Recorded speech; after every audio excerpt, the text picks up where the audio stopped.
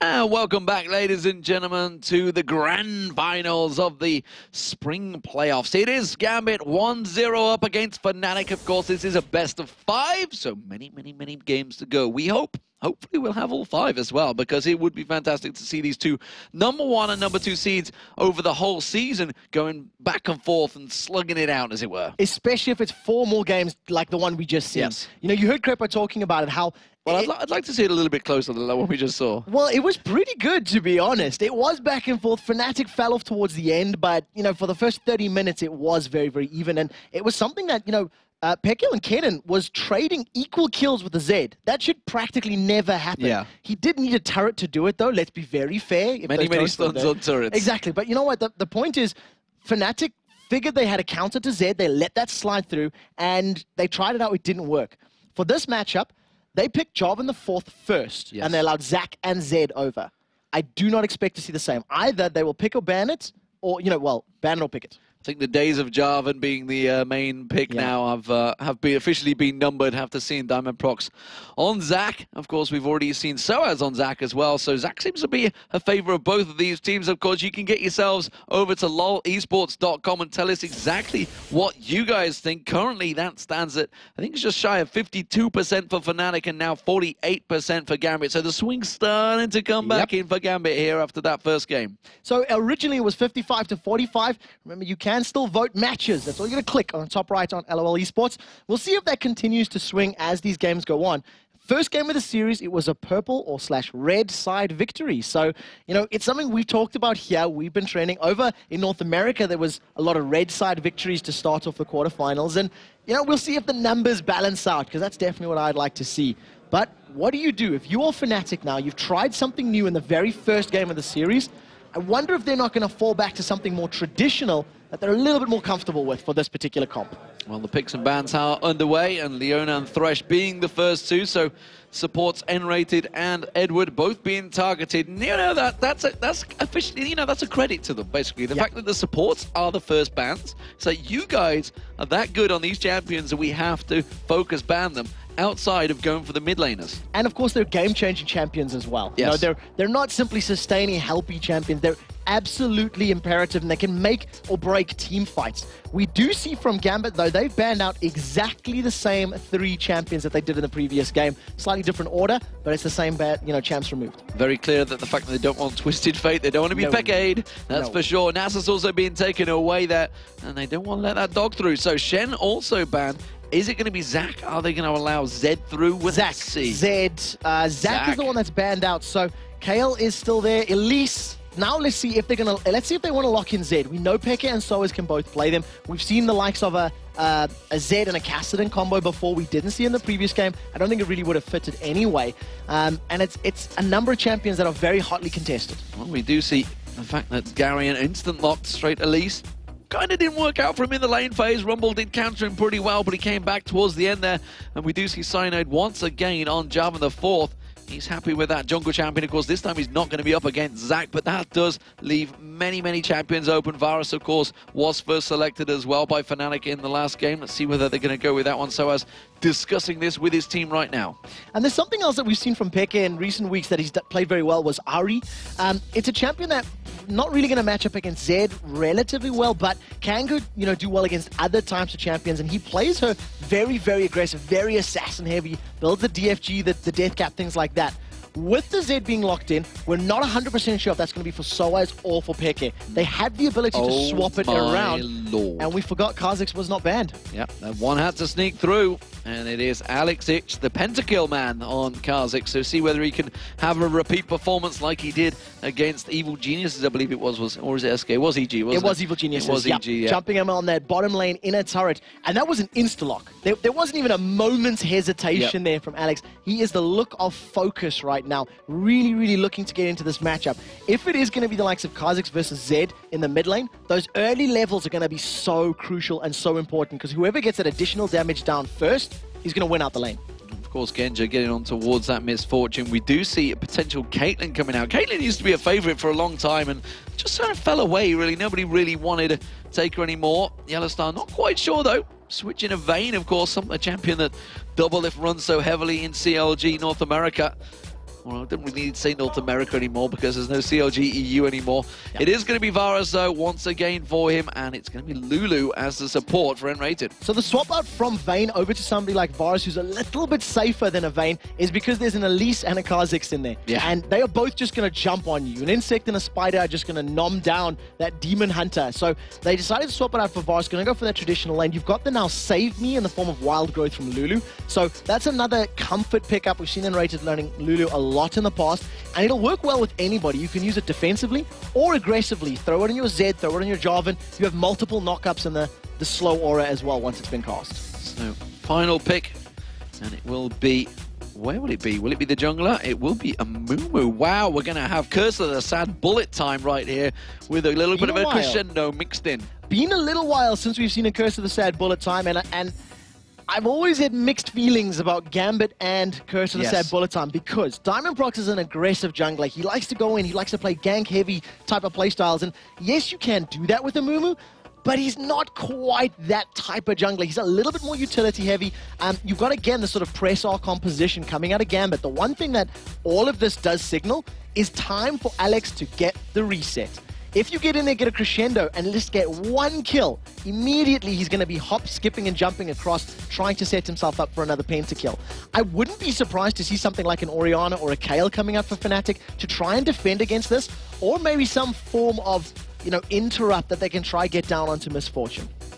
I mean, there's a number of top laners. They could switch it across. We're assuming, of course, that Soaz is going to be on Zed. It may well be Peke that could be on that, and it is going to be Ahri. You said it, and you called it. So the reason I like Ahri with Peke, it's a mobile champion. It has the ability to get away from somebody who's got the resets, and because it's not going to be Ahri against Zed, that was a matchup he didn't really want to get into. He was going to get burst down. They got Zed, which meant, well, I can pretty much deal with the range of Kha'Zix. He's going to try to leap on me, and I'm just going to dash away, and I have 2 more dashes with my ultimate. So that's going to be the thinking behind that one. So we'll see how it works out between them. So very much an AE comp coming out from Gambit this time around.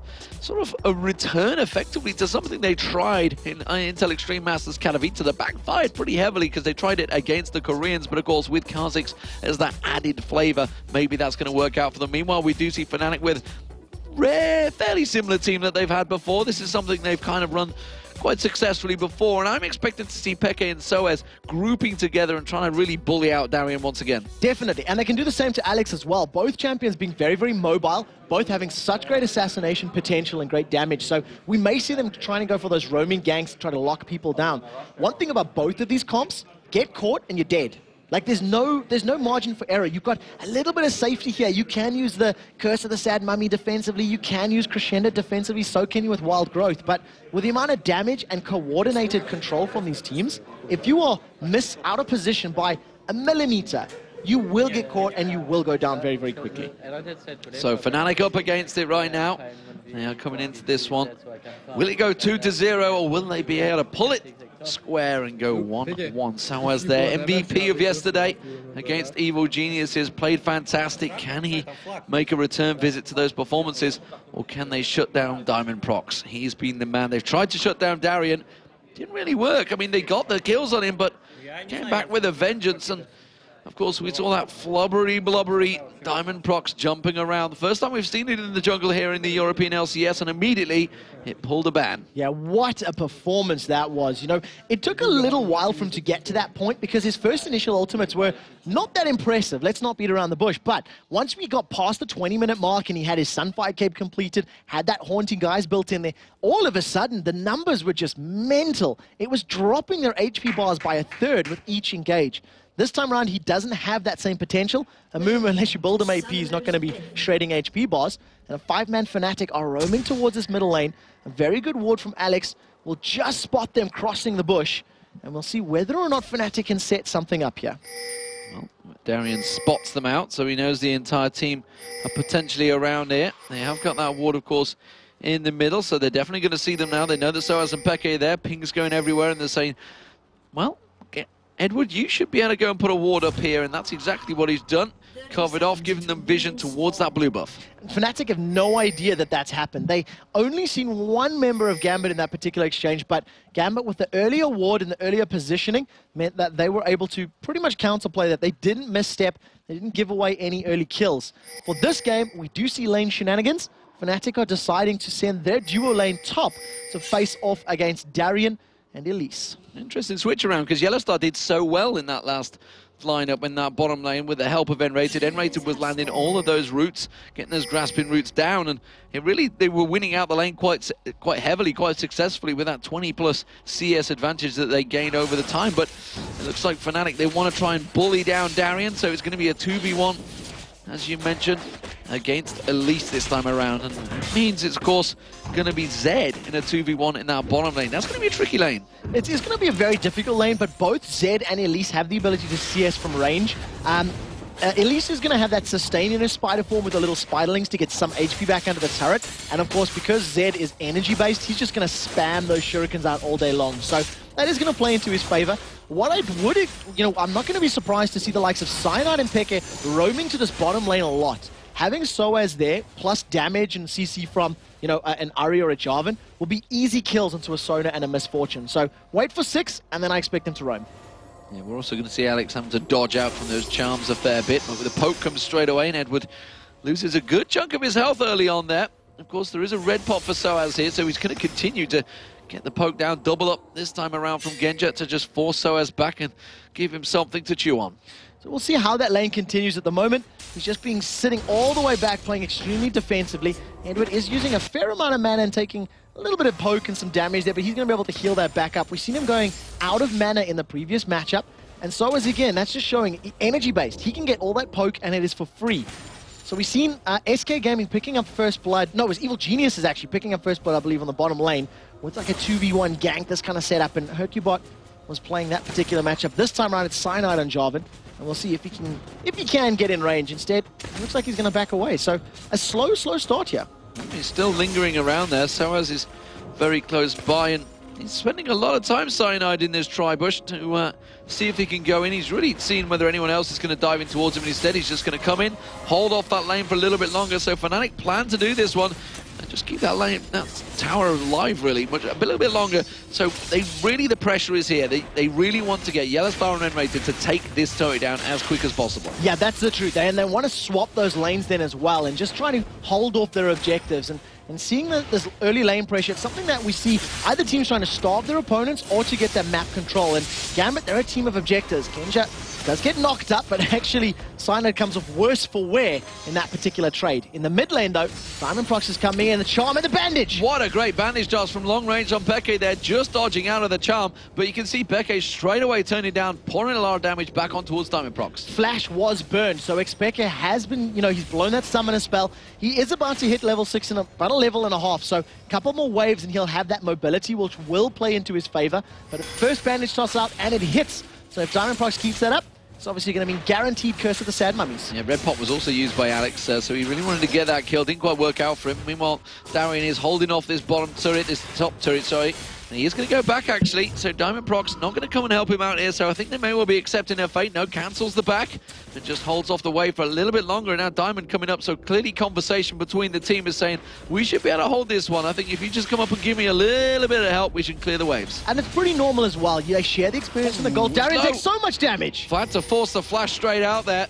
And Darian, that means he's not going to be able to escape any potential ganks that come in the form of Cyanide. So we'll see how long Diamond, if he's going to stay there. Instead, he doesn't look like he's recalling as well. It's going to give some more time to Yellowstar and N-Rated to shove this wave down, and that tower's very low. Free damage on Alex. Charm lands again from Peke there, and you can see the burst that he's able to put down, but Alex is going to turn this one back around, and look how much he can lay down on towards Peke. Shouldn't have enough. Tries to flash away, but the first blood goes to Peke there. Very well played. Red Pot gave Peke the exact amount of health he needed to survive. He's sitting on 190 right now. That pot is literally what saved his life in that engagement. Very well played by Alex. He did the math. The charm's on Edward. Edward tries to flash through, tries to go for the kill. Instead, he gets knocked up by Cyanide. He did force Peke to try and get away from that one. And now Darian's pursuing this one. Everybody wants to kill Peke. Yeah, the Fox Lady's running away, and Black Widow bites will kill. Edward roamed all the way from the bottom lane to the mid lane once that fight broke out. the level of communication and understanding is there that with the pressure of Cyanide in the mid lane, Edward actually almost got that one. He tried to get in range for Ignite, and if he got it down, it would have killed Pekka. Unfortunately, Pekka just managed to get out of range. So, first blood, double Dorans, and Pekka's going to return to lane. It's going to work out wonders for him. And Alex Icho has still got that burst potential, but them Red Pots doing their job right there in that early game. Soaz clearing out this bottom wave. He's going to have N-Rated and Yellow Star switching around because they did take down that top turret while that was all happening. First turret of the game. And a pink ward goes down on that dragon. So it's going to be actually a very early dragon here for Fnatic. So Fnatic taking a page out of Gambit's playbook, getting some early vision down and trying to take a very, very early dragon. The earliest we've seen in the LCS split was around 4.5 minutes. This, I believe, is going to be the second quickest dragon in the entirety of the European split. So this isn't too bad at all. 7 minutes, they are going to get it. Vision was good. Yeah, and you can see that actually the bottom lane, it will now be a 2v2, or will it? Because Yellow Star and N-Rated are looking maybe to move in towards the middle. They've got a 4-man stack around this mid turret here. They could just try and shove through. Yeah, the fact they got that top turret a little bit earlier as well definitely plays into their favor. It's allowed them to roam. Instead of pushing the duo lane, they've decided to apply pressure in this mid lane. Instead, however, Yellow Star's decided the Wraith camp is a little juicier. Top lane actually, he's going to defend, but Soaz has been exhausted. Soaz has been caught out here. Is it going to be enough? Edward, of course, just burnt that flash a moment ago, so can't continue the chase. Alex Ich picking up that blue buff. And Yellow Star, well, he returns to farm that top lane out. While that's happening, Darian has made a move down the river. So Darian shoved that entire wave all the way up to the tower. I was wondering why Yellow Star wasn't applying pressure. It's because he wanted to CS and to defend. And luckily, Darian backed away, which meant there's not going to be all that additional damage on that top lane tower. And Yellow Star's going to be able to just, pick up a couple extra last hits. Right now, Fnatic, they've got a sizable gold lead with that dragon and that tower advantage. And, of course, first blood. Zed rocking the triple longswords. Soaz, he feels comfortable that he can hold that bottom lane on his own, and it seems to just say, well, Edward, N-Rated, I don't really need the help, and you can go in mid lane and help Peke. Peke's probably going, this is my experience, go away, you're stealing my experience. Leave me be, I need my levels, man. Poor old N-Rated, he's been shoved back up to that top lane and back off. What we did see there, as we were, waffling a little bit, that was Ari actually got a lot of free damage onto Amumu. He got a charm, the Orb of Deception, and then the Foxfire, and it took off half of his hit points. That's with just double Doran's ring. So, he's dealing a lot of damage already. There goes Alex on Peke. He dumps in and immediately forces the ultimate to come out of Peke. He's low on mana though, so not going to be able to put too many more combos down. And now blue buff, just what the doctor ordered. So blue buff will just allow Peke to spam, continue doing that. Unfortunately, he picks it up after blowing his ultimate cooldown, which means it's not going to have that reduced CDR. And he's going to return back to lane. Just want to take a quick look. He's maxing his Foxfire first. That's the W on Ari, and then following it up with his Q. So we'll keep tabs on that and see if he continues spending equal points. Right now, the Commando Jarvan the Fourth is in the bottom lane. He does have Cataclysm available, so they may try and go for a gank before Edward gets crescendo. Well, it's a good job. Soaz has got more arms than he requires because those 3 long swords.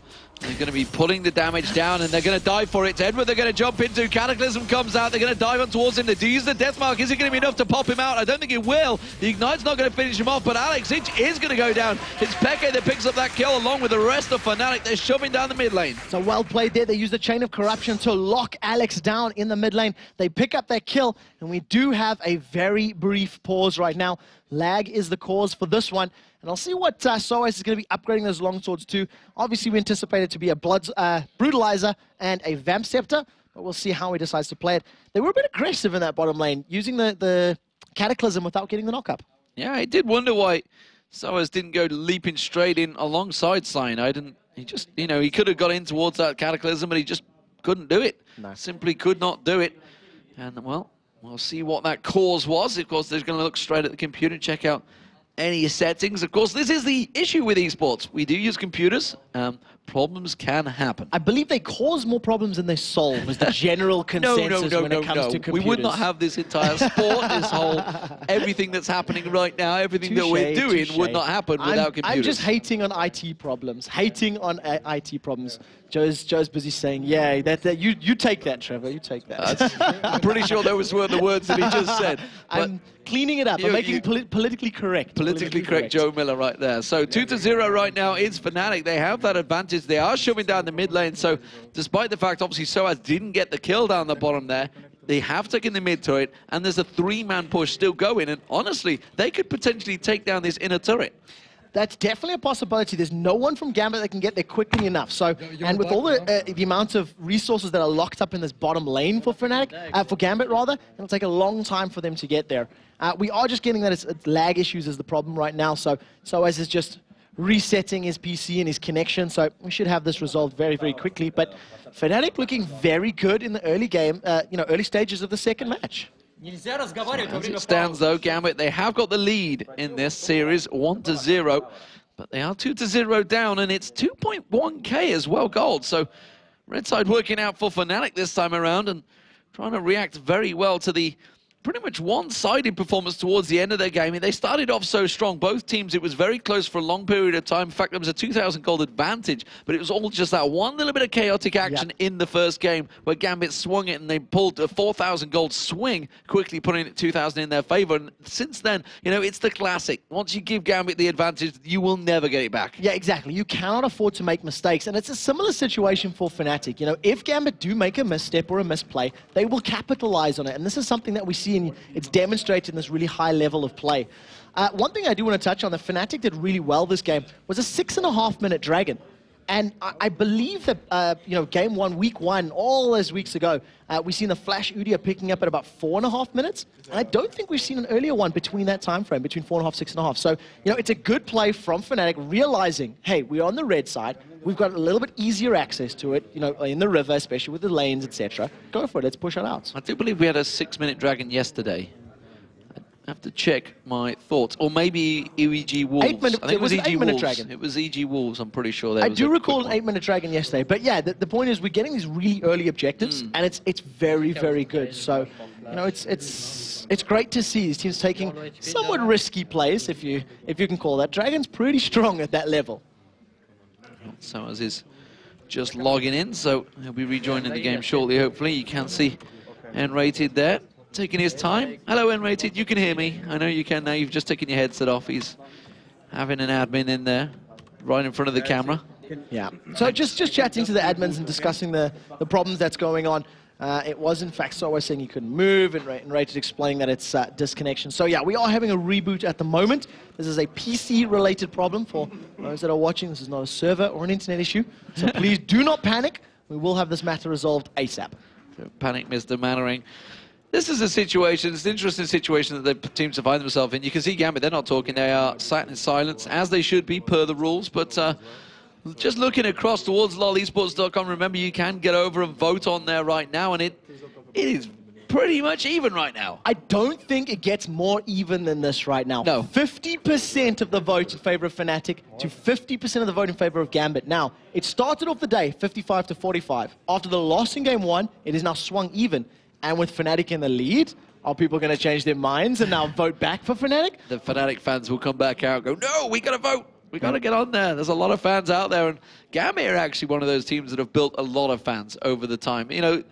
Back when it was Moscow 5, they were the big, bad Russians, and nobody liked to come up against them. And every time we used to see the events and get people to cheer, and there'd be barely any cheering for Moscow 5. Now, though, Gambit have grown a lot of fans, and that always comes along with a popular team. Once a team that is winning, they always tend to come back and, get their votes. We're just waiting for the reboot. You can see Soaz, he's not got his headset on at the moment, so he's not ready to go. He's just rebooting that PC, and once he does get to go, it will be at about 2 minutes' time. So, do you think we could get a quick word from the analysis desk, maybe, to see what that, of course, we've got Crepo on the analysis desk, who obviously has been in these situations many times. So let's get a bit of words from wisdom from Joe Miller, Jason Kaplan, and Crepo.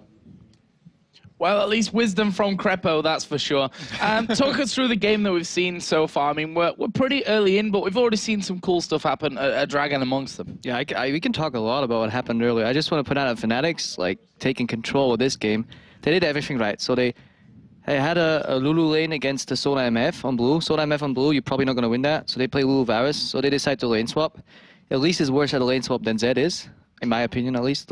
Wicked might scrutinize me here, but I strongly believe that Zed's probably better. That's shown as well. Zed kept his tower, while Elise needed to help let Diamond Prox join him on the lane to defend the tower. It fell even after. So that means Elise is slowly getting under-leveled, which allowed Soaz to go for the Drake later as well, help him still on the same level as Elise. Then, so the lane swaps worked out. Fnatic also got 3 camps level 1. Gambit only took 2. That's because Fnatic swapped. They took double golems with top lane. I think jungler soloed Wraves. The solo laners took the Wolves. They went into red. Perfect start. Good clear for Cyanide as well. They got the tower top. Tower bottom got defended. They went for the Drake then. Then later Gambit did something really good. They froze both lanes on top and bottom to like starve the XP.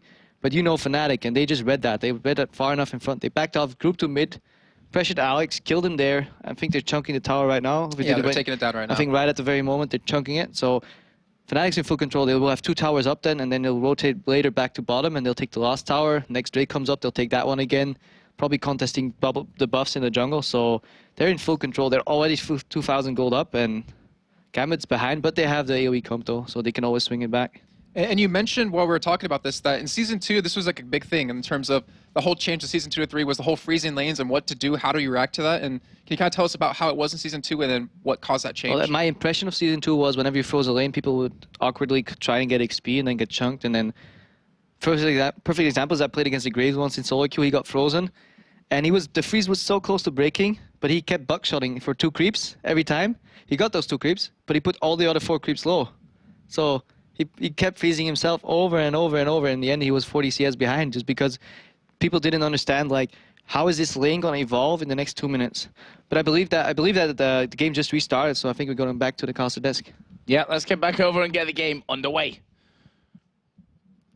Thank you very much, ladies and gentlemen. So we are back underway, and immediately there has been a kill. Soaz did get taken down. Genja's mercilessly slaughtered him despite getting stunned out there. We do see, though, we can see Diamondprox coming in, lands the bandage toss. Peke lands the charm on him perfectly across the bushes, though, and gets away. That completely saved his teammate. That charm prevented the curse of the Sad Mummy, which meant there was no more time for damage to go down from Darien. The reason the kill happened in the bottom lane, if we refresh your memory, was from that dive that Soaz and Cyanide did. They threw themselves at their opponents, and in reply, Genja just put that bullet time down and managed to pick up an exit kill as Soaz was running away. So, quadruple long swords. Soaz has turned himself into Goro, and he wants to apply a fatality to somebody with all of those blades. We'll see whether it is possible. Yellow Star goes in towards that bottom lane, Soaz he's now in the top lane as well.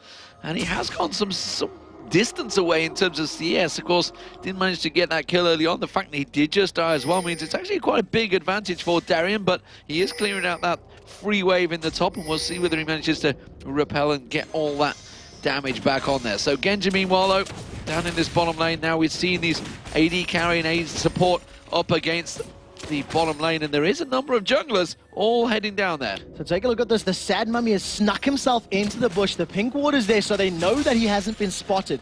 And Rated has snuck himself in through the river, so Wild Growth is going to be available. And at the moment, don't think Fnatic are aware of his positioning. So Enrated's given his position away with the Glitter Lance. Curse of the Sad Mummy is available, and there's a lot of Fnatic presence in and around this bottom half of the map. Java has decided to fall back to the Wolf Camp, though, so Yellow Star's got to be a little careful under this tower. And I think Gambit sensing, not 100% sure where our opponents are. They decide to back off and get back to safety. So Nilslard Rod just being picked up by Peke. Will he be able to get control and start to dominate? That's the question. We've seen it, of course. Froggen yesterday in Ari was in a pretty dominant force. We'll see whether that is going to return, whether Peke can do just the same. As it stands, Diamondprox yet to use that Curse of the Sad Mummy. He is going to make his move, see if he can sneak in towards that bottom lane. Cyanide has left that area. There is a ward, of course, in the river. Oh, N-Rated's ward has been put right next to a pink ward, and Edward's going to clear that one out without any issues. Diamondprox, he's had to back off, though. So he's decided to back away instead. We'll see if he just carries on farming. At the moment, got a very good CS lead over Cyanide. Ooh. Approaching 20 on Amumu, who's a fairly slow, a farmer and wave clearer. At the moment, 2 members of Fnatic, they're roaming around the jungle. They're resetting all of the images on the mini-map, and they're just trying to set up a play for this bottom lane, but Diamond is aware of it. He can smell the interest. The Fox Lady is giving off a scent that he can pick up, and Fnatic, they're unsure about what they do. They want to go for it, but they don't know how. Yeah, Alex is not showing his hand either. He hasn't moved at all, and you can see that the fact there is now a 4-man stack of Fnatic in this bottom lane. They may well go for this dive. This is 4 versus 3. If the Sad Mummy comes down, they've used bullet time to clear the wave. This is just to make the tower more powerful, and Fnatic wisely back away. Such great presence of mind from Genja. Without a minion wave there, the dive cannot happen. Very well played, and of course you don't want to go in against the Curse of the Sad Mommy and a Crescendo against on that turret. There was no way they could ever do that one. They are going to go for the Dragon though, and it looks like that's going to be given freely. No, they're choosing to back away from this one. Alexich is backing off to base, and he has gone, so they could have taken that. So they have no pink ward on the Dragon, which means they're not 100% sure what Gambit can and cannot see. In addition, they had very little vision on the bottom half of the river. So if you had an Amumu and a Sona coming up from that river side of the jungle, they may have been able to jump in there and actually make a play, or, you know, make something happen. Also importantly, we just see a ward being messed up there from Enrated. He tries to do a very cheeky ward in the bottom bush of the river, and unfortunately it doesn't land. Are you talking about the Skara bush? Yes, there we go. The Skara ward, I believe. The Skara ward, is, if that's the colloquial for it. But that is the ward position. He just missed it, unfortunately. It means he's actually not going to get the ideal vision. Right now, though, Fnatic have stacked up. They've decided to go for it at the end of the day. Yeah, it's going to be the Dragon for Fnatic. That's going to keep that gold advantage ticking in their favor. It's now up to 3.2k. And they are definitely looking strong in this game 2. They need to, of course, try and equal up the series. It is a best of 5, so potentially at least another 2 games to go after this one. Another 1 game, potentially, if Gambit win it. If Gambit win, yeah, they can go 3-0. It's a possibility. We would like to see 3 more games. We'd like to see this go to a 5-match series. But I want to touch on the items really quickly. Those 4 longswords that Sowe's picked up, as we said, they did get upgraded to a Brutalizer first. He's still sitting on 2, so slightly different from rushing the likes of a Blade of the Ruined King, which is what we see for the most part, just to get that pop out of his ultimate. And with both of those longswords, he could still go for that Bilgewater Cutlass next. But at the moment, it looks like he's prioritizing a Black Cleaver. Yeah, he's just going to clear out the wraiths, and he's having to farm his way back into this game. Remember, all of that time that Peke spent going up and down that river, wasn't quite sure whether to go for the kill. Alex did manage to gain his CS back there, has got that Brutalizer on there, so we'll see. Of course, stacking out that Tear of the Goddess, pretty standard. We're not going to see maybe a double Brutalizer. We saw that, of course, in the Korean OGN. Alexich, maybe he could switch towards that one. It was Faker, if I recall Faker, correctly. I believe, that did that. Yeah, I'm pretty sure it was Faker, and it was something that we've talked about a lot. And unfortunately, I didn't see any interviews or discussion about it post game. But it may have been a mistake because the passives are unique. So that armor penetration and the cooldown reduction, it's unique. You're not going to stack that up. So definitely something I would love to have seen. He kept it the whole game, though. He did, because he finished other items. He finished Bloodthirster, he finished Mirror Mana, and I was anticipating, like, is it going to go Black Cleaver and Ghostblade? But unfortunately, it's a question that will remain forever unanswered until somebody manages to talk to him or link us the interview. Right now, 4,000 gold lead for Fnatic, and the pace has slowed down a little. Well, the wings have been evolved for Alexich as they hit the level 11, so he's going to be jumping or yumping, whichever way you'd like to look at it, around the map and trying to get those resets. As it stands, though, it's the bottom lane where this focus continues, and they do keep poking back and forward. The CS very even between the two. Bloodthirster has been completed by Genja. Meanwhile, it's going to be Blade of the Ruined King coming out from Yellow Star. Diamond Prox just launching himself across with those bandage toss in towards the golems. Top lane, we haven't really had a great deal of look at that. 103 CS to 105, very even between those two. Now they're going 1v1. Not exactly sitting on Darien like they did in the first game. No, not this time around. And also, part and parcel of that is because it was the 2v1 lane and that his tower went down very early. So Darian's been very deep on his side of the map, and he hasn't strayed past the safety bounds, which is great for a player like Darian, who we do see stepping over the borders a little bit more often than maybe he should. Right now, though, without that ward bat, or without any vision in the top lane, both Soaz and Darian are playing a little bit unsafe. I think both teams are feeling relatively comfortable just to try and CS, get some gold, and maybe hit the next, item threshold before they pick a fight. It's those little fights that may be causing the problems. Fnatic do have another 3 members in this mid lane, and they forced Alexich to back away and could take that siege minion and missed out on that 40 gold. And now 4 members of Fnatic, they're pushing on this mid turret. It's already down half health, and I think they're going to have to use a number of ultis to keep them away from this one, because Soaz is coming in to join the fight. Yeah, Yellow Star's doing such a good job. They're going to get the tower. That was a 4 versus 2. You can see Genja recalling, and now Darian's there, but it's too late. It took them too long to get there, and at this moment of time, nobody's got those home guard boots yet to just rush in there and help save the tower. So tower number 3 for Fnatic, and very, very good map presence right now. Force of numbers helps so often. Peke's going to go around. He's going to go straight for Darien here. He's going to come off the side of him. If he can land that charm, it would be vital. He is in spider form, so he couldn't repel away from it. Instead, he's just going to run out of range. So it's going to be able to take down those little spiderlings. Was definitely considering the engagement, but the rest of his teammates were sort of rolling around towards the jungle just to try and to get some additional additional creep camps. The one thing I do want to point out about that top half of the jungle is those are all vision wards that are down. So the pink wards are above the river, 3 of them, just to clear out any other vision. I don't believe we've seen an Oracle's Elixir yet, but around the 20-minute mark is about the time that you'll start to see somebody picking them up. He continues to clear wards in the banana bush. As that goes down, pink ward went down. Let's have a look across the items and then mid laners. Of course, we did talk about the brutalizer that Alex had. Mercury treads as well, along with that Vampiric Scepter now he's picked up. We do see the Rabadon's Death Cap completed for Peke as his first item. Yeah, so he's just rushed that. So a lot of damage very early. Still sitting on that cloth armor, so that will eventually become an hourglass. You know, after the Seeker's Arm Guard, etc. Another double GP10 for N-Rated's Lulu. We've seen this in the previous game, and he was generating a large stream of gold. Maybe a little bit more impactful now that his team has more, global objectives than they did in the previous map. They fell very far behind very quickly once we hit that mid-game in those team fights. Yellowstar may not quite take this turret down. He has got N-Rated with him, just about to come in the tri-bush, and there it is. So 4-0 right now in turrets. That's a huge advantage being built up by Fnatic. 5,000 gold lead. So I think Gambit are feeling the pressure right now. They realize they're a little bit behind, and it almost feels like they're allowing those towers to go down. They haven't contested it. Yellowstar is overstepping his bounds. He's been stunned. Oh, straight into a crescendo. Gets the wild growth down on him. N-Rated, though. Could turn this one back around. They're going to slide on through. We get Edward. You can see the bullet time not quite enough to take him down. The exhaust was just about on point there, and they managed to prevent the damage going down. Yellowstar walking away with nothing. Manages to get away with his life, but Edward unfortunately just not being able to set up that kill for his carry. The barrier and the wild growth saving Yellowstar's life. They steal away the red buff, and the rest of Gambit begin to enclose here on the Fnatic numbers, and they've got a lot of crowd control. Alex has been charmed. Alex charmed, set straight in. Cataclysm comes in and absolutely melted. Peke picks up that kill. He's not been able to get in this game. 0-3-0 right now for Alex on Kha'Zix. The fact that he hasn't been able to snowball a lane is the reason for that. He hasn't had an impact, and Fnatic are not done yet. They do have a little bit of vision around, but they decide to go for Dragon instead. It is just respawned. This is going to be their 3rd Dragon without reply.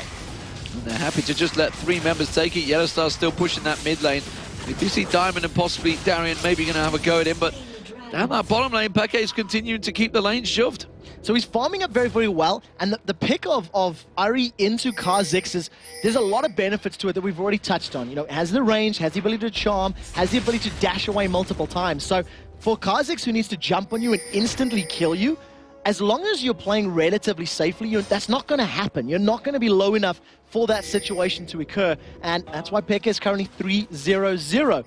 He's probably going to start working on the likes of either a Deathfire Grasp or Zhonya's Hourglass as his next item, and he's pretty much going to be able to blow up, Genja, Darian, or even Alexich's Kha'Zix in any of these team fights.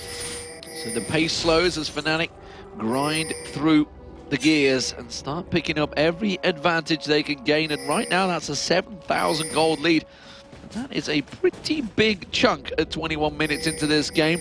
You can see Soaz, he's starting to head back down south towards that blue buff. Pekes, he's used the ultimate to go in. There's the chain. Oh my word, Chain of Corruption lands, Genja just gets melted. So Peke pulled a Froggen from yesterday, a very, very similar play.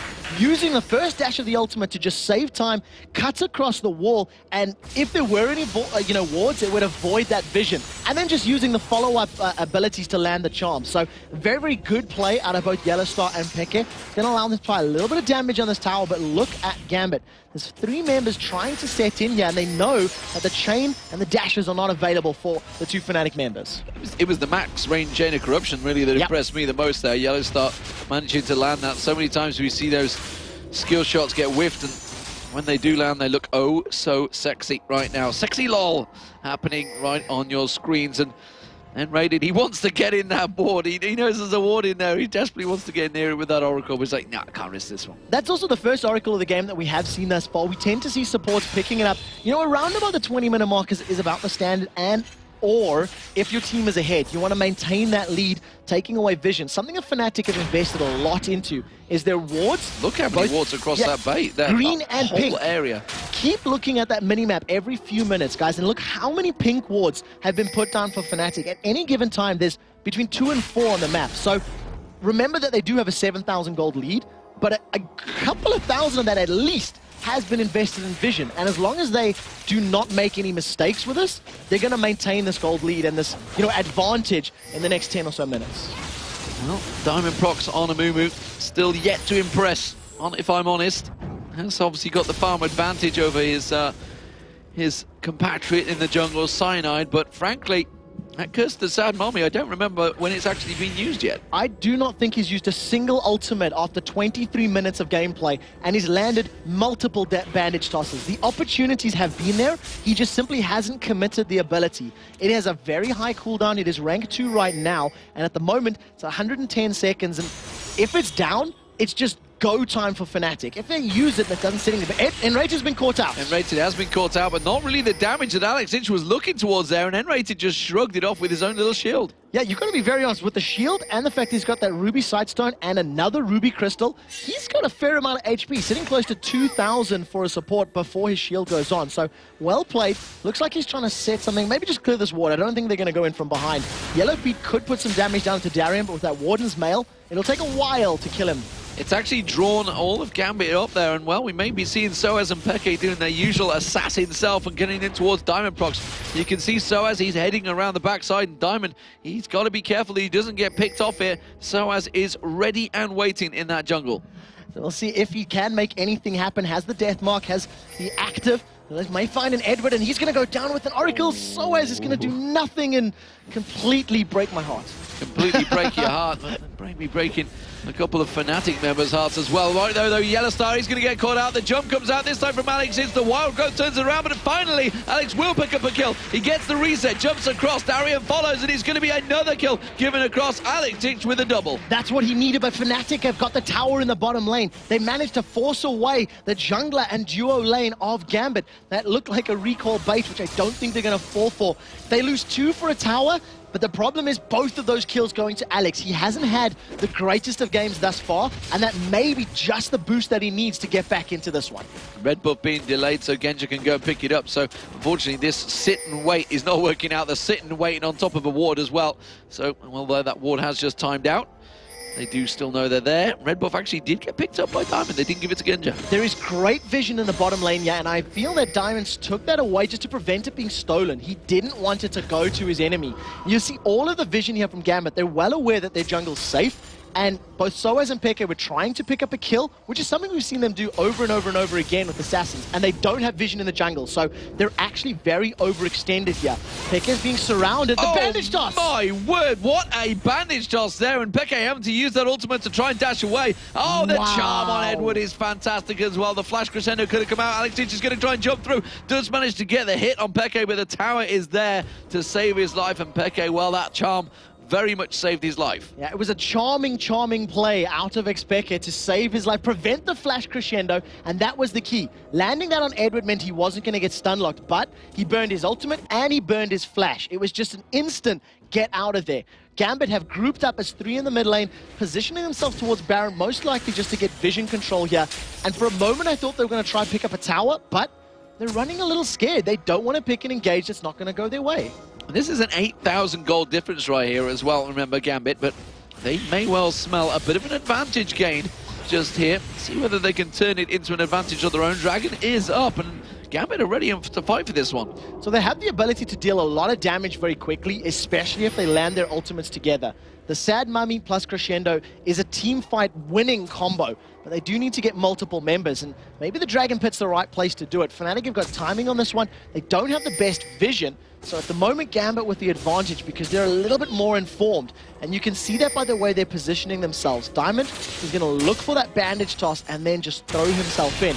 The rest of Fnatic may be going for an inhib turret. This may be a mistake. There is. Gambit have gone for the Dragon, and Fnatic are running straight up that mid lane. It does mean they're going to have Gambit coming in behind. There's going to be a couple members backing off. They're going to get on towards this turret. Can they put enough damage down, or will Gambit catch them out? They're going to have the inhibitor turret. It has gone down, and it doesn't mean the inhibitor's going to go down. Will Gambit try and go for this one? Because the Sad Mummy is available, Crescendo is available, but they're not going for it. They don't feel they can win that fight. Tower number 6, and it's picked up for free there by Fnatic. They have the ability to dive in there and take that inhibitor at any time that Gambit are out of position. Now, this is something that they felt, or they didn't maybe think it through. They didn't think that Fnatic were going to be that brave and make that kind of play, but they did, and it's paid off for them. And that Oracle's Elixir is doing such great work for Enraged. The amount of wards that he's cleared out and not dropped is very, very important right now. So Alex continues his farming spree, and he's definitely working his way back into this game, but we can't look past Peke right now. He's got that Rabadon's Death Cap and Deathfire Grasp for 0. He has got a lot of burst potential if he can land those charms, which frankly he has been, whether he needs to get a kill or escape.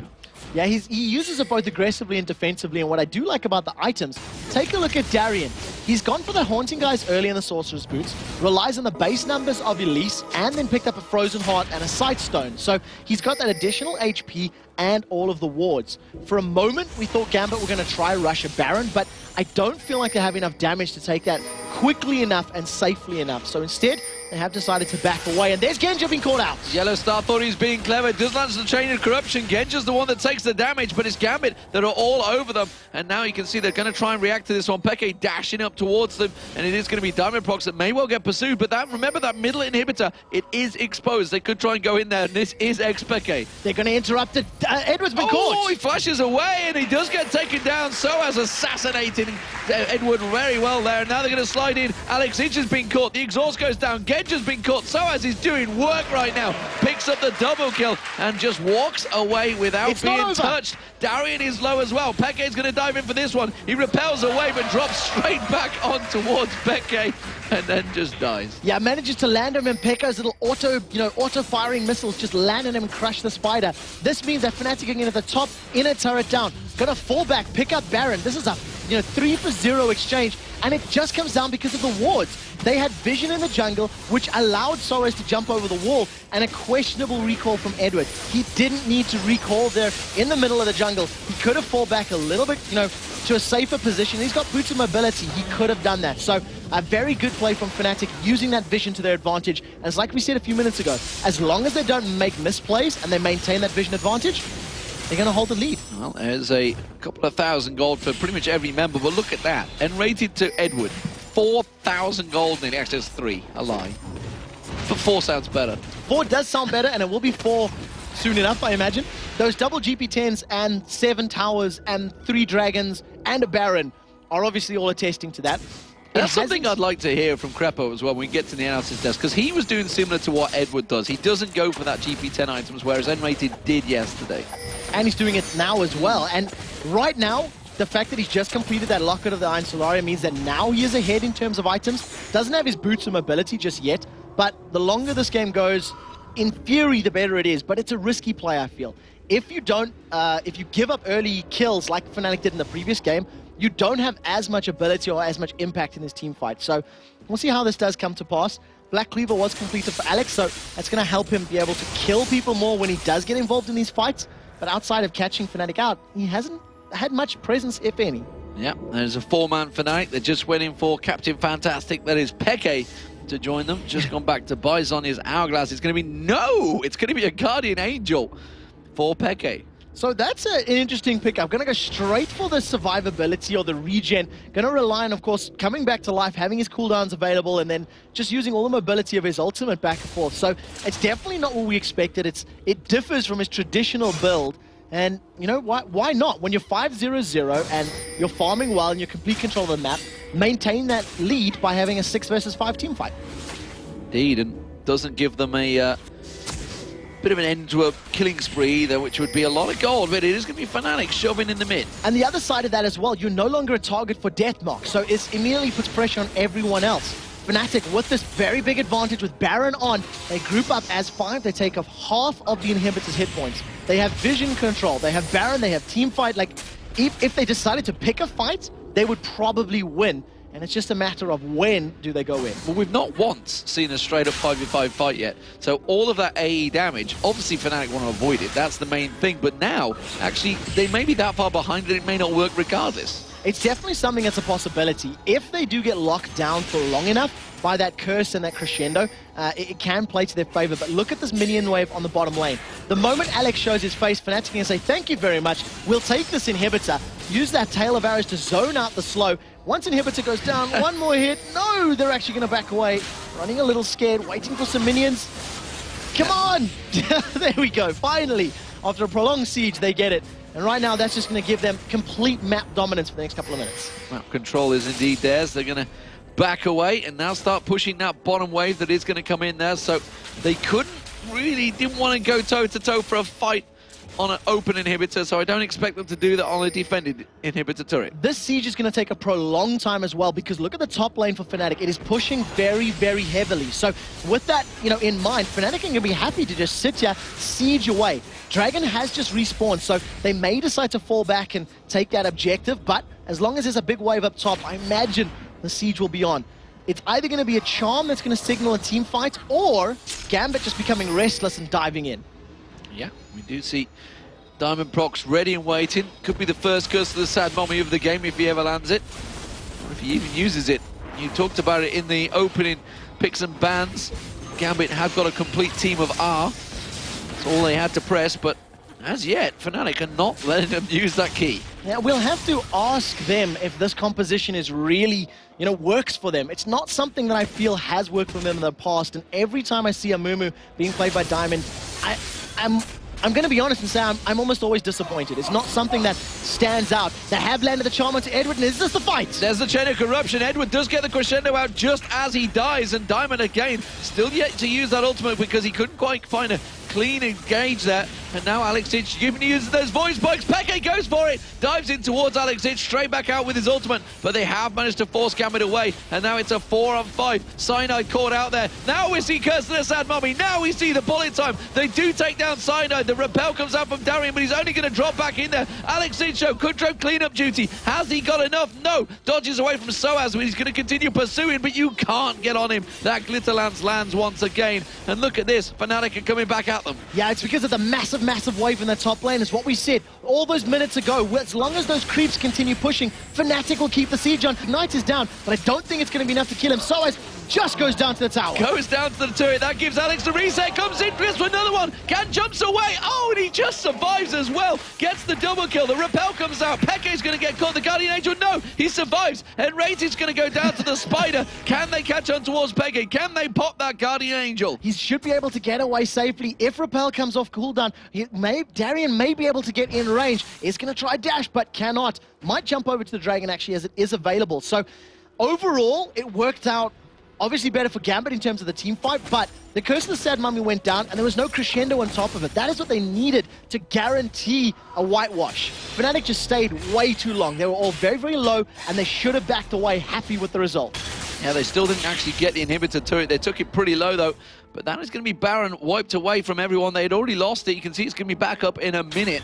And that is almost certainly where the next fight will happen. The Dragon, of course, is available. Looks like Cyanide's heading straight for it. He wants to take that away from Gambit. Don't let them have that gold advantage, but no, they don't want to risk it. They're going to turn straight towards Baron. But with Baron respawning, you can see there's some vision going down from Edward. I expect to see the Oracles and some wards coming down from Enrated as well, just to clear it out before they decide to set up. At the moment, though, it's just going to be all about the Dragon. Just make sure that they take any objectives they can, deny it from their opponents. Guardian Angel was picked up by Alex after that last fight, so at least he will be able to come back to life in the next big team fight. Dragon goes down, and now Enrated. He's only got his Ruby Sidestone, hasn't got too many wards, and you can see actually across the board, Fnatic only have effectively 4 wards to place down on that map. Gambit already with 2 wards of their own in that river, so they're actually more prepared for this Baron that is going to be spawning in around about 15 seconds. So one of the reasons that you see that at the moment is the fact that they have that inhibitor down and their waves are pushing. So the minions will give them a lot of lane vision, and if you don't see anything in the lanes, you anticipate that Gambit are going to be in their jungle because of the fact that they're too weak to leave the river. It's not safe for them to go past when they've only got one turret taken down. So, we'll see how this pans out. Baron has respawned. Fnatic have placed their wards down, and it's just a matter of time before they decide to force the engagements. So, as it stands, Fnatic with the advantage. It is a 9,000 gold lead that they have over Gambit. Gambit resilient in their defense of their base. Not out of this one just yet. Alex Ich had to bide his time, and after having a tragic, really, lane phase, I think it was 0-3-0 in lanes, has managed to pick up a couple of kills, 2 double kills to be precise. and starting to get those resets. Tried to get the cleanup in the last fight, but Fnatic, they're definitely making the move for Baron. So Oracles is up in rate, it's clearing out the vision. Gambit, they are relatively well positioned to pick a fight here if they want to. And again, with Baron's help and locking up CC, they may actually have a very good chance of winning a team fight. Peke, he's charmed up Darian! Oh, Darian, look at how much hit points goes down. He's going to repel away. It's not going to be enough. He goes down, and straight away, Diamondprox has to use Curse to the Savannah Mummy. And actually, I did just hear Genja about to use that bullet time, but just backed off again, and that's surely given the Baron pretty much for free across Fnatic. They really worked for it, though. They got the 2 kills, and there's absolutely nothing Gambit can do about it. Peke solos Darian, catches him out with a charm thanks to superior vision. Soaz solos Diamondprox, kills him with just a single combo, throws everything at him. Baron has gone down, and now 3 members of Gambit have to somehow fend off 5 members of Fnatic. And you can see Peke's ultimate's going to be available relatively soon. With that blue buff, with the DFG, he's got max CDR, and that's definitely going to be helping him out. So here they go. Fnatic coming in the mid lane. Inhibitor has respawned, but that's not going to be there much longer. That does go. Remember, this bottom turret, it was already very low, and I think Cyanide's probably going to be the man to tank it up. The shield is down, and the turret drops. So, in towards the Inhibitor turret, and that Inhibitor will go down as well. So, 2 inhibitors taken. Are Fnatic going to be happy with that one? They're going to back away and get the wave clear, I believe. They're not going to go in against 5 members of Gambit just yet. You can see that Fnatic have been scrimming evil geniuses because they're playing this by the numbers. Every single tower, every single objective, dragging this one out. You can see Crepo just having a little grin over the analysis desk, but well played by Fnatic. They guarantee themselves control as long as those inhibitors are down.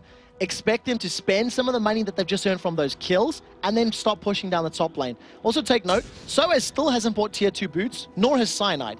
They haven't needed to. I mean, and only just recently did Enrated even pick up boots at all. So, you know, they've got so much mobility with their champions, and because they've been so far ahead, they've never needed to run away or chase down because it's just been so incredibly one-sided. There's no easy target right now. You see Soaz, he's got himself a Guardian Angel, so that's the second one being picked up by Fnatic. I wouldn't be surprised to see Yellowstar go for it, but he's got the Banshee's Veil on as well, so he's not looking to get locked down. He's going to avoid that Cocoon or the Crescendo, one or the other. Kes the Sad Mommy, whichever defense you want to choose, it is going to work wonders. Yeah, at 40 minutes on the clock, you see Alex still farming like a boss. 400 CS on the board, and you know he's keeping himself relevant, but it's just too little at the moment. You know, his damage and his resets, he cannot take down an entire team without some more support, and Gambit completely out of position. Top lane turret just goes down for free. Didn't get anywhere near that one, and the rest of Gambit, they were caught sleeping. They didn't have any ward coverage, of course, so they weren't expecting them to come through there, and they did get caught out. We do see 2 Guardian Angels as well for Alex Ich and Genja, so maybe going to be a bit of a prolonged fight if they do come in towards it, and it's going to be this inhibitor they're almost certainly going towards. This will take all 3 inhibitors in the game. Peke comes in, he does get cocooned out there. A lot of damage going on towards Peke. Darian comes out. We do see Chain of Corruption also missing, and Gambit are going to try and maybe chase this one down. Immediately, the Twin Shadows comes out, and the speed boost from the Shirelia's Reverie keeps them back away from the fight. So Fnatic actually making some mistakes there, missing the charm, not managing to jump in there, and Darian, he does get away with his life. If that bandage toss had landed, they may actually have had enough damage. Now we see Darian, he's going in, but he's alone at the moment. The rest of Gambit are slowly following up behind them. There are more ultimates for Gambit than there are for Fnatic right now because the chain is down, as is Xpek's. Well, we saw a little bit of miscommunication there. Fnatic were half backing away, but they seem to have said, no, we can go in and take this one. We'll see whether they've stretched it a little bit too far. Alex Ich is going to keep those Void Spikes pooing out, but they didn't quite catch on towards them. There's another Cocoon coming out. They can't catch on towards Soaz. Turns around and puts a burst back on Darian. It's because of the super minions on the Nexus turrets. That's why they're picking this fight. Fnatic are letting the minions do the work for them on the map while they keep the Russians busy. And that's all they're trying to do is run interference. Alex isn't there, and this means Fnatic can put some free damage onto the turret. And look at all these skill shots. Throwing them out almost tentatively. They're not even trying to hit them. Right now, you do see Cyanide was caught out, but they didn't commit to the fight. No, the Nexus turret goes down as well, and that means work is done. This time we are going to see Diamond. Oh, he put the banish toss out there, but it didn't quite land. That would have been a 5-man Curse of the Sad Moment if they landed it, and that's what I feel he seems to be waiting to do. He wants to catch every single member, and he's just delayed it so far, only seeing that one ultimate coming out in the whole entire game. And in Rated there, he actually thought that it was going to land. They've jumped on Darian. They have gone towards him. There is Curse of the Sad Moment. He does catch 4 members. We do see the bullet time layered on top of him. It isn't enough. Crescendo comes down, only caught Cyanide there though. Darian does go down. Pekka picks up that kill. We see Soaz taking down Diamond Prox. The slide comes in. The hail of arrows lands. Genja's forced to back away. Alex Ich is involved with pops his ultimate just in time. Guardian Angel's already been used by him as well, and it is going to be Fnatic taking game 2. Genja tries to come in, tries to put the damage down, but frankly the work is being done by the super minions. Alex Ich comes in, tries to increase his KDA, but it's not going to happen. Cyanide does finally go down. It's Edward, of course. Who else would pick up the kill? And Fnatic, well, they're not going to back away. They really want to finish the game here, but it does seem that Gambit may well hold on for just a little bit longer. They have minions there, so the super minions are being distracted by the little blue Gambit minions. And then right now, with all the damage and the DPS that was taken by Fnatic, they simply cannot finish this out completely. The risk of the resets for Kha'Zix is too high, so they do decide to back away. They have all 3 inhibitors down. There's going to be double super minions in each lane. And once the next couple of waves rock up, that's going to be the signal to go and pick another fight. But at the end of the day, the combo wasn't stacked nearly as well as it needed to be. Sad Mummy went down, Bullet Time went on top, but it didn't deal as much damage as they were hoping. And Crescendo only caught 1 person.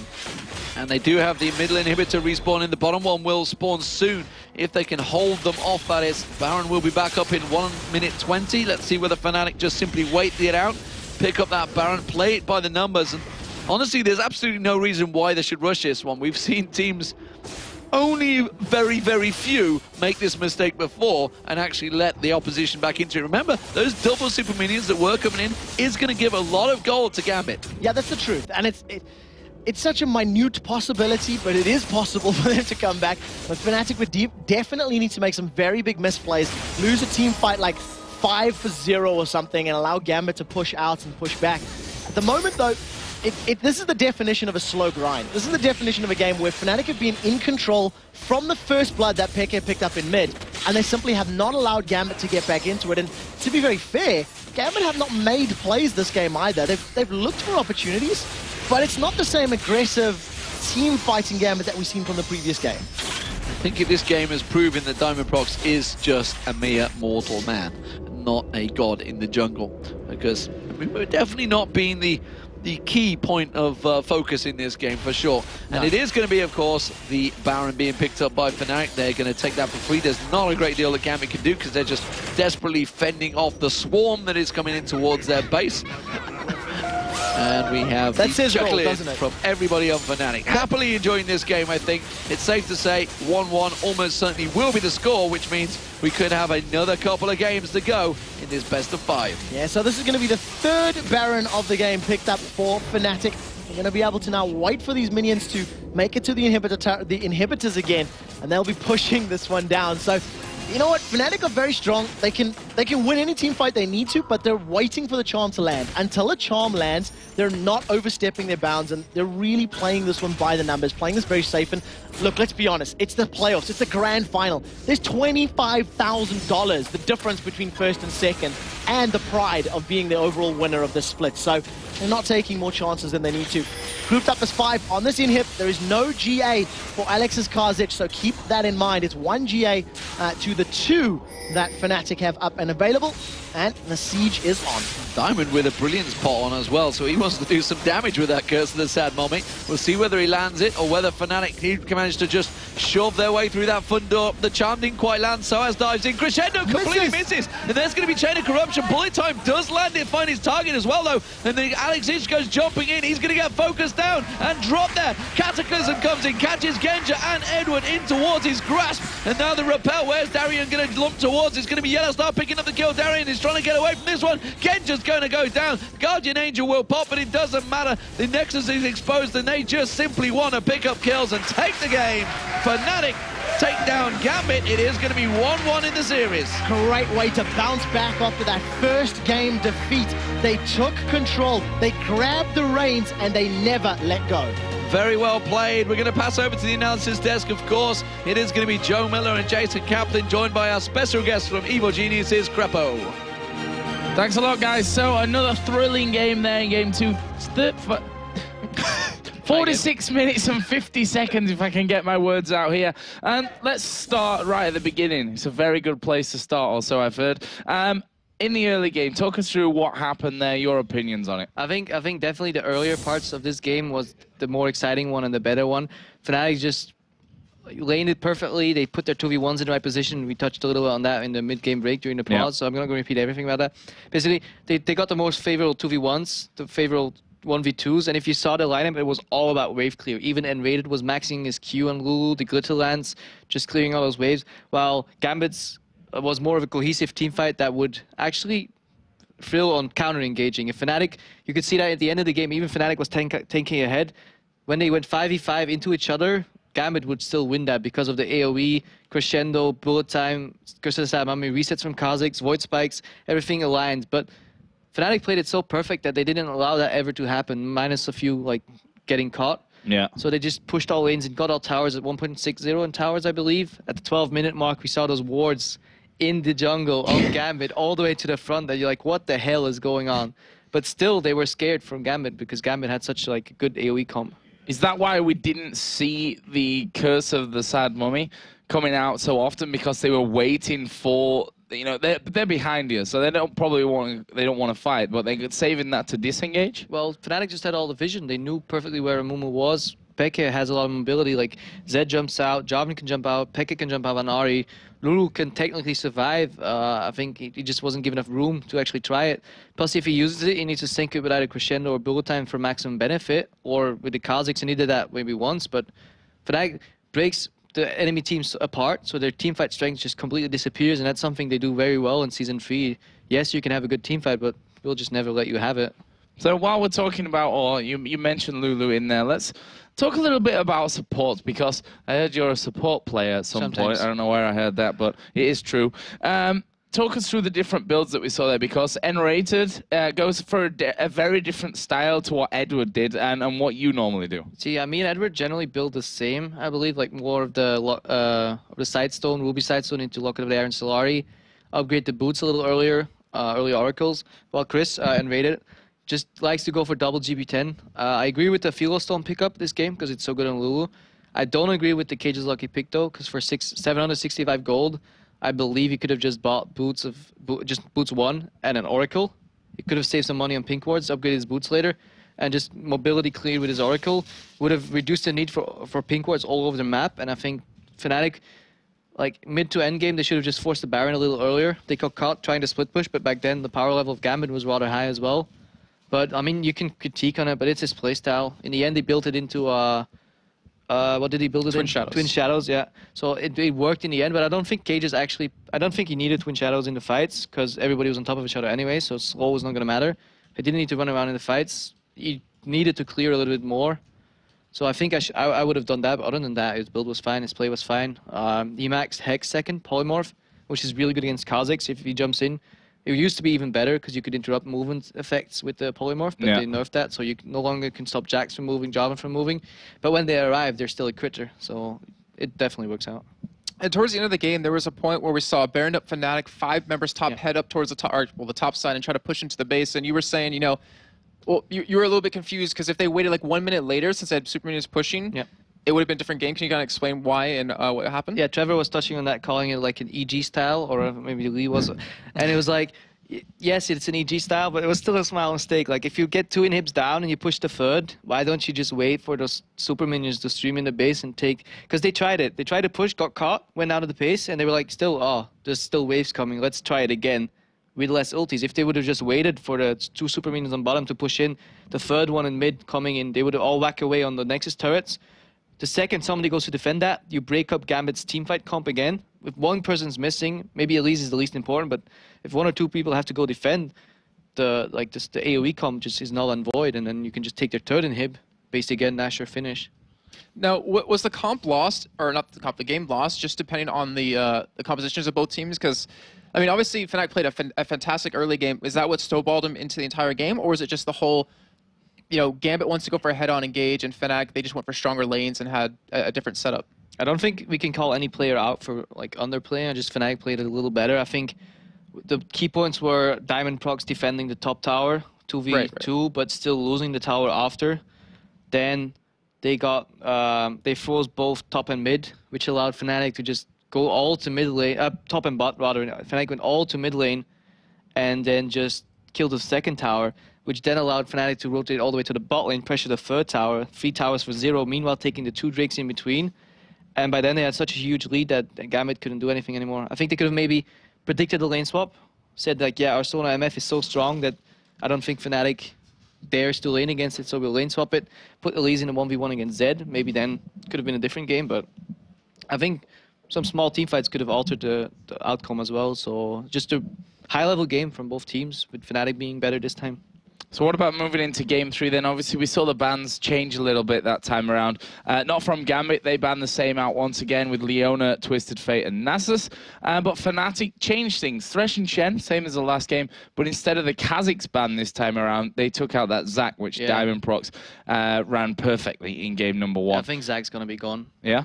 I think, although Fnatic will be first pick again, I believe now. Yeah. Both teams actually won on purple, right? Exactly. Yep. Yeah. So we were talking about this whole thing that, you know, blue's the place where you have to pick up your games, you know, especially in a best of 5, I guess. And both teams, ironically, after that statement, winning here on the red side. Could we see a Zac first pick with a TF ban? I don't know. Like maybe bait Gambit into leaving it open as well, because it's a very strong pick with the, like, just knockup being one of the uncleansable or undeniable CCs, and both players, I think Cyanide and Diamond Prox play very well. So I don't know. I think majority of bans will be the same, and it'll just be like a trade-off, like, or they just spice it up entirely and leave all the OPs open and try to get the most. Like, yeah, you can have 2, but then we'll fake 3. You don't know. We'll see. Well, thanks a lot once again, Crepa. Always great to have you here and get your insight on everything. And hopefully you'll be sticking around for this best of 5.